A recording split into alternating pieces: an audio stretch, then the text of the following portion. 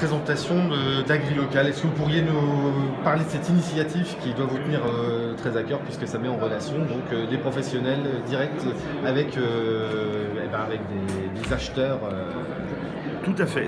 AgriLocal, c'est une initiative du département des Vosges. C'est un outil informatique qui permet, aux acheteurs, principalement pour le moment les collèges, de faire des commandes et de dire voilà, on voudrait tel ou tel produit. Et d'un autre côté, d'avoir les producteurs qui sont inscrits sur cette plateforme, donc plus d'une centaine aujourd'hui de producteurs sur le département, ils peuvent répondre à une sorte d'appel d'offres. Sauf que l'acheteur peut privilégier le local, il construit son cahier des charges, ce qui fait qu'on respecte les marchés publics, et d'autre part, il peut avoir accès à la diversité des produits, peut sélectionner le producteur en fonction de la distance.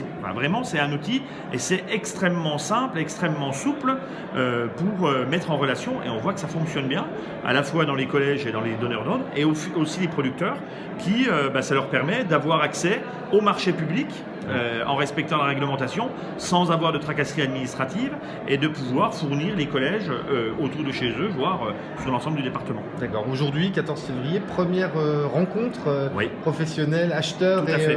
C'est important de ces rencontres, effectivement, parce que les gens doivent se connaître, se comprendre comment on travaille, parce que il est important que les producteurs rencontrent des cuisiniers pour voir comment eux ils fonctionnent, parce que certains, c'est pas forcément les conditionnements qu'ils voudraient avoir. Donc pour que le collège connaisse bien les producteurs qui sont autour de chez lui, qu'est-ce qu'ils produisent, dans quelles conditions, quel conditionnement, et qu'est-ce qu'on peut faire de plus ensemble. Donc c'est important qu'il y ait cet échange-là, que chacun puisse donner ses contraintes de livraison. C'est-à-dire qu'un collège peut dire il faut me livrer le mardi, le producteur le jour-là il est en transformation, donc je ne peux pas livrer. Par contre je peux vous livrer à un autre moment. Donc c'est important cette mise en relation, et que les gens puissent se parler, et puis de voir aussi toute la diversité des produits qui peuvent être faits sur l'ensemble du département. Donc ça donne des idées aussi au collège. L'objectif à terme, ce serait que tous les collèges et lycées travaillent L'objectif à terme, c'est déjà que tous les collèges sont inscrits, donc que tous les collèges puissent passer des commandes. Alors après, d'un autre côté, ils ont aussi leur budget à gérer, mais ça c'est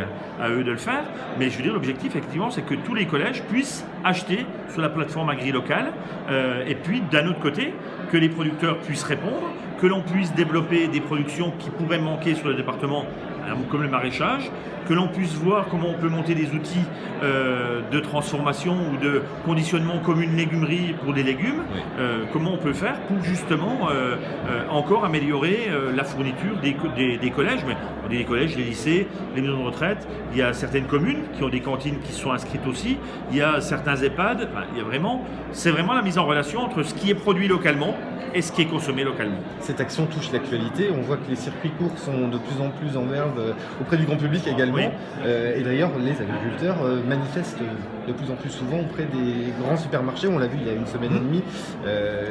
Qu'en est-il de cette revendication ? Alors qu'en est-il de cette revendication ? Après, ce qu'il faut bien comprendre, c'est qu'il est très important, parce qu'il y a les circuits courts et les circuits longs, pour faire court. Circuits courts, circuits longs, les deux coexistent, les deux sont importants, parce que déjà tous les producteurs n'ont pas forcément envie de faire de la transformation, parce que c'est un autre métier. Produire, c'est un métier, transformer, c'est un métier, commercialiser, c'est un métier. Pour commercialiser, il faut du monde, il faut de la population. On a la chance encore d'avoir des secteurs densément peuplés, donc avec des consommateurs qui sont là toute l'année. Pour qu'il y ait des consommateurs toute l'année, il faut de l'économie. L'agroalimentaire dans les Vosges, c'est 5000 emplois. Tout simplement. Plus de 5000 emplois dans le département des Vosges. Donc s'il n'y a plus de filière longue, si tous les agriculteurs se mettent à faire du circuit locaux, derrière il n'y aura plus d'unité de transformation d'agroalimentaire. Donc plus d'économie, plus d'emplois, plus de population. Donc après on n'a plus personne pour consommer les produits. Donc il ne faut pas opposer, c'est vraiment... en plus, la majorité des producteurs qui transforment ont une partie de leur production, une ou une autre, en circuit long. Il y en a ceux qui sont que sur du circuit court et du circuit long. La problématique que l'on a sur les circuits longs, là, les revendications qu'il y a, alors ce qui se passe dans le sud-ouest, c'est sur une autre, c'est sur un problème de réglementation des zones défavorisées. Pour le moment, notre département, on n'est pas concerné. Si, on est concerné par ricochet, parce que notre département est en zone défavorisée sur l'ensemble de son territoire, et que là, au vu des manifestations, et c'est très bien parce qu'il y a eu des nouvelles cartes qui sont sorties, certains territoires en ont été exclus, le gouvernement en rentre progressivement de nouvelles communes, très bien, sauf qu'on est toujours sur la même enveloppe. D'accord. Donc qu'après on va avoir un problème de gâteau. Mais bon, ça c'est le sud-ouest. Après, on a beaucoup de mouvements effectivement aussi envers la grande distribution parce qu'il y a eu des accords qui ont été signés en novembre. Il y a eu les états généraux de l'alimentation où tout le monde a plein de bonnes intentions. On va enfin rémunérer le producteur, etc. Puis là, badaboum, janvier-février, c'est les négociations commerciales avec les centrales. Badaboum, certains chaînes de distribution, on les a vus, il y en a très peu qui n'ont pas été touchés dans les Vosges, on s'en fout. On continue la guerre des prix, on continue à avoir l'alimentation comme produit d'appel dans nos supermarchés et on renvoie la balle sur le transformateur. À chaque fois c'est ça, les producteurs arrivent devant le... Mais c'est pas nous, c'est le transformateur. Sauf que derrière, la pression commerciale et la pression des prix, elle est quand même bien faite par les centrales d'achat. Et avec 5 centrales d'achat en France, quand même un peu de problématique aussi. Donc c'est cette problématique-là, les producteurs défendent leur beefsteak et c'est très bien, pour qu'il y ait une juste répartition de la valeur ajoutée, que l'on sache où passent toutes les marges et que l'alimentation a un prix. Et ce n'est pas un produit d'appel en supermarché. Donc il y a encore, et on veut vraiment, alors certains nous disent, pourquoi on met les pouvoirs publics dans l'histoire? C'est une relation privée entre le producteur et le transformateur. Sauf que l'alimentation, ce n'est pas des boulons. L'alimentation des Français, la sécurité alimentaire, et la sécurité alimentaire tant au niveau sanitaire qu'en quantité, il ne faut pas l'oublier, parce qu'on le voit bien, que c'est fragile, ça a un prix, et que en plus, derrière produire de l'alimentation, tous les producteurs, ils produisent de l'aménagement du territoire, du paysage, enfin, plein de choses, de la vie dans nos campagnes, et ça doit être rémunéré par le prix de nos produits. Donc il y a une bataille à faire, mais surtout que tout le monde prenne des engagements, ou alors que clairement on le dise, non, nous on s'en fiche, et on ne dise pas, oui je vais faire un rayon produits locaux et puis derrière je fais ce que je veux sur le reste. Il y a de l'alimentation qui peut être à différents prix. Après, il ne faut pas oublier qu'il y a un coût de production au producteur et que celui-là, on a quand même du mal à le réduire. Techniquement on fait des choses, mais c'est quand même compliqué. Donc voilà les mouvements, mais il y a... il ne faut surtout pas opposer, il y a une vraie complémentarité entre les circuits longs et les circuits courts, parce que ça fait partie de l'économie, et l'économie de nos territoires. Si vous avez un producteur qui est au fond d'une vallée déserte, qui veut se faire la transformation, s'il n'a plus personne pour le consommer sur son territoire, ça va devenir compliqué. Donc c'est un maillage qu'il faut avoir. On l'a encore dans le département, parce qu'on a un département très riche en producteurs, mais aussi on a un département où on a beaucoup d'unités de transformation agroalimentaire. Oui. On transforme le double de ce qu'on produit comme lait dans nos industries agroalimentaires. Donc ça veut dire qu'on a encore des usines. Et pourquoi on a encore des usines de transformation? Il faut encore de la production dynamique. On a encore des abattoirs, on a encore tout ça. On a de la première, de la deuxième transformation, on a des grands noms de l'agroalimentaire sur notre département. Et ça, c'est vraiment un maillage. Et ce qui n'empêche pas, c'est pas concurrent avec les circuits courts comme on le voit là, grille locale, parce que tout le monde n'en fera pas, parce que tout le monde ne le veut pas, tout le monde ne le peut pas.